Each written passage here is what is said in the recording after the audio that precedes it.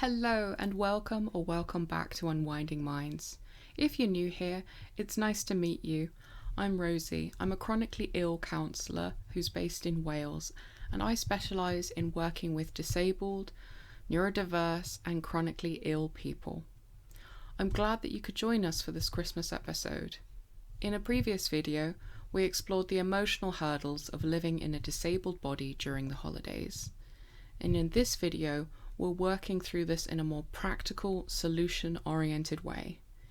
I want to share some gentle and more accessible ways to actually enjoy Christmas in a way that honours your body and your experience.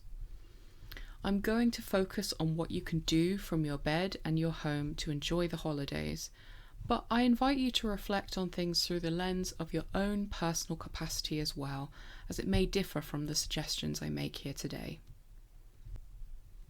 Christmas can feel like a big deal. It can feel like there is a lot of action associated with it, and that we need to suddenly do a lot more than usual in order to have a good one. In the last video about Christmas, we talked about the complex emotions that come alongside your health changing and the ways that those changes can be adapted for the holidays. That video is great and really important if you're struggling, so please go and watch that if you feel that that would be relevant to you. But this one will look at the pragmatic side of a good holiday. There might be for you a huge gap right now between what you've experienced before and what you can experience right now. You might feel really lost or uncertain in terms of, how the hell can I enjoy this Christmas on a practical basis when I am bedbound or housebound. So we will move on to the practicalities today, and that is some gentle, accessible ways to enjoy Christmas, even if you're mostly or fully bedbound. These ideas are just ideas. They aren't about forcing festivity. In fact, I'd highly recommend that you give yourself some space to not enjoy the holidays, as we discussed in the previous video.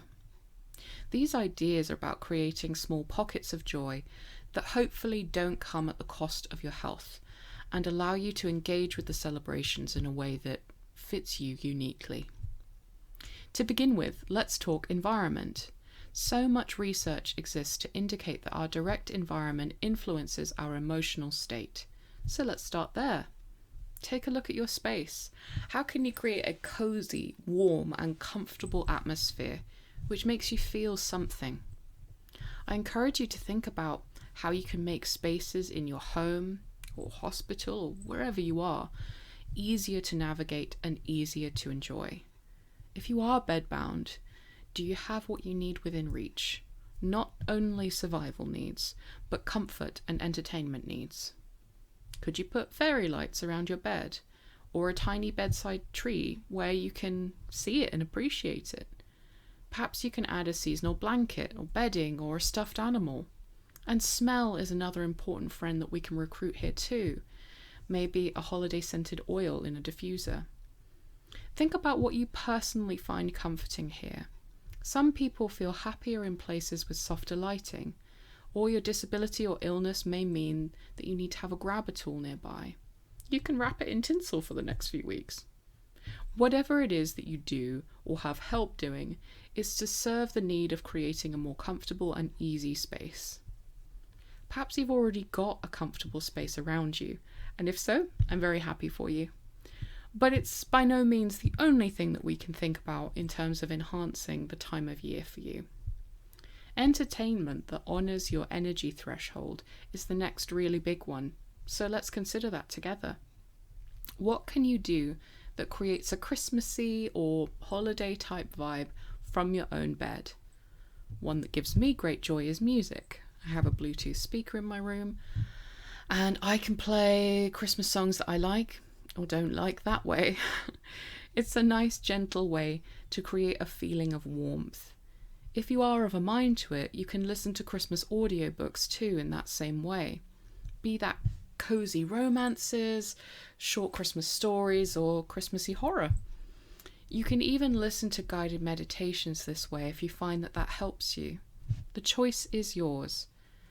I know that concentration and brain fog could be a big influencing factor for some viewers, So, how about watching TV shows or movies in smaller chunks, which may feel best for you? You don't have to sit or lie down trying to concentrate for 2 hours straight after all. Or better yet, you can go with an old favourite so that you can let your mind wander and relax without the frustration of having missed, an important plot point 20 minutes ago when you were not quite with it. The next aspect for us to consider is connection. Many people, though not all, would consider Christmas or the holidays to be kind of a hectic time where connection means having a multi-hour or even multi-day gathering with many, many people. To you, it may mean something different. That's the disadvantage of a one-way format. I can't know your experiences as an individual until I'm with you as an individual listening to you, like I would be in a counselling session. But I digress. When we think of connecting around the holidays, there may be an immense sense of pressure to make the connection aspect high energy or high demand. But that may not be the only option on the table to consider. You can opt for lower energy activities to create a sense of togetherness, like a video call with family or friends. Or maybe it can look like someone bringing Christmas to you if you're bedbound. Bringing you a comforting hot chocolate, for example, or sitting together and sharing stories or memories, opening gifts together or pulling a Christmas cracker, sharing the joy of looking at pictures of their Christmas tree or pets or events. You could also join an online Christmas event or live stream, watch virtual concerts, or, I've seen films of Christmas markets too. You can even participate in a holiday card exchange if you enjoy that. There are so many ways to find inclusion with others, and some of them will be highly individual depending on the people around you and the needs of your body or mind.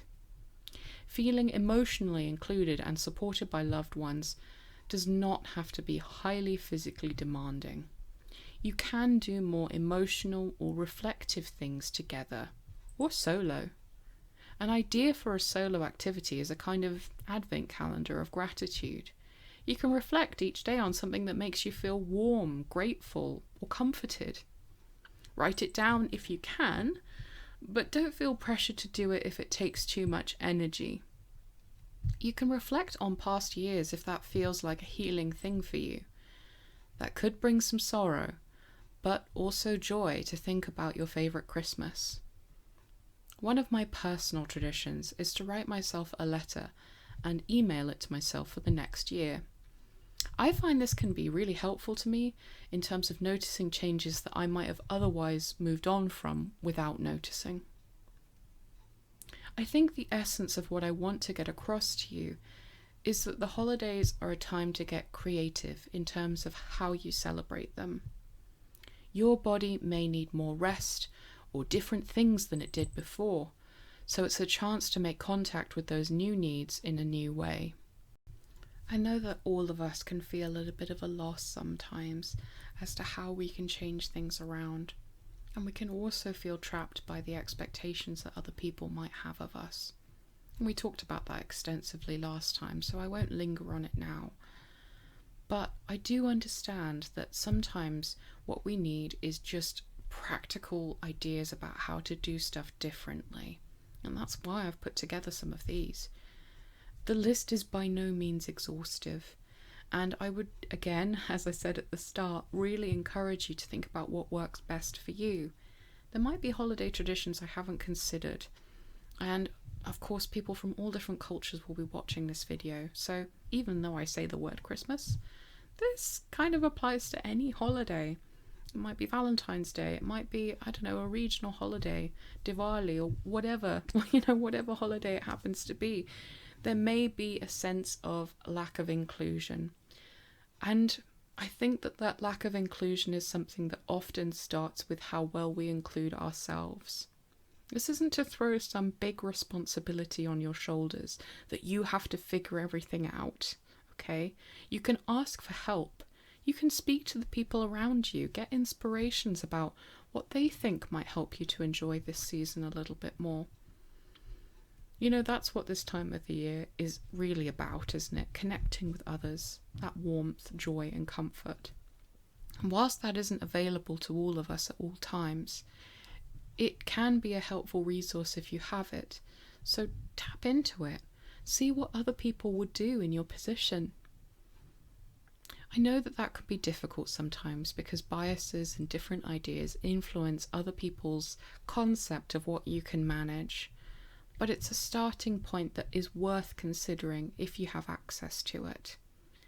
And one to take with a pinch of salt. Similarly, these ideas are hopefully starting points for you maybe to consider, but they're not the be-all or end-all. Maybe one activity that you could do is to just sit and think about it. What does your body need? What's missing for you in terms of enjoying this time of the year? I can't answer those questions for you. I can only give you a couple of suggestions here. It would be very different if it were a counselling session one-to-one where we would discuss that and be able to dive deep on it. If you are interested in working with me, the links are all in my profile. I say it every video. And I say this as well, especially now that I'm building up more and more knowledge and awareness. This isn't a substitute for counselling. This isn't a substitute for speaking to someone about how you're feeling or what you're struggling with. It's a one-way format. I cannot know what you need. So the video is always going to be limited by that. But having conversations with other people can be a really healing experience. That's what I mean about seeking out connection, really. But I digress. You can use voice to text while writing Christmas cards, for example, from your own bed. You could paint a holiday scene or try to rank all of the Christmas songs in terms of, the order of the least irritating to the most. You can ask someone to bring you a taster plate of Christmas food or savour one treat instead of a feast, depending again on the needs of your body. Sometimes the limitations of our mind and our imaginations can stop us from finding something that works for us as individuals. You can be included, and it starts with how you include yourself in it. None of these things are required or necessary. They are just options to consider if you're struggling to feel a part of Christmas right now. These small things I've mentioned today could help to create a sense of belonging and celebration, hopefully without the exhaustion. So I hope that you can identify something now that will help you to enjoy the season. If you are still here, I'd like to express my gratitude to you. Your time is a valuable thing, so I appreciate you spending it with me. I hope that this video has helped you, or maybe even inspired you to think creatively about how you can enjoy the holidays this year. If it did, feel free to share it with someone who might need these reminders as well. You can also subscribe to make sure that you don't miss any of our future videos, or you can just like the video if you liked it. It all helps. And do let me know in the comments because I'm always really interested to read them. What's one cozy, accessible thing you want to try this Christmas?